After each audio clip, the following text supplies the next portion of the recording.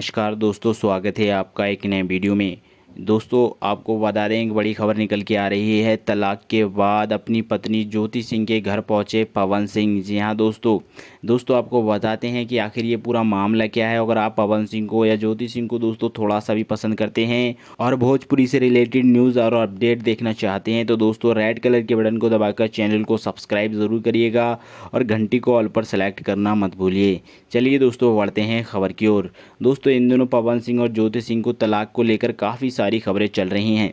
वहीं दोस्तों बताया ये भी जा रहा है कि दोनों में तलाक हो चुका है और कोर्ट का फैसला आ गया है। लेकिन हम आपको बता दें अभी दोस्तों तलाक नहीं हुआ है और दोस्तों ना ही कोर्ट का अभी कोई फैसला आया है।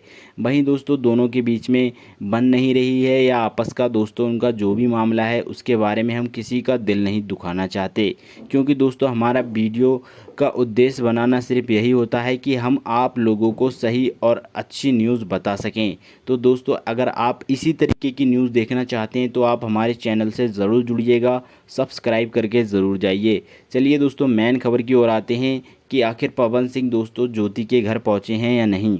तो दोस्तों ऐसा नहीं है, पवन सिंह दोस्तों ज्योति के घर नहीं पहुंचे हैं, ना ही दोस्तों पवन सिंह से ज्योति मिली है, क्योंकि दोस्तों दोनों में काफ़ी ज़्यादा नाराज़गी है। इसीलिए दोस्तों दोनों में बातचीत नहीं हो पा रही है।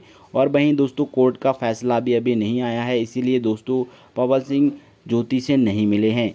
दोस्तों वैसे आपको क्या लगता है, इन दोनों को एक साथ रहना चाहिए या दोस्तों इन दोनों को अलग हो जाने चाहिए? अपनी राय कमेंट सेक्शन में ज़रूर दीजिएगा और चैनल को सब्सक्राइब ज़रूर कीजिए।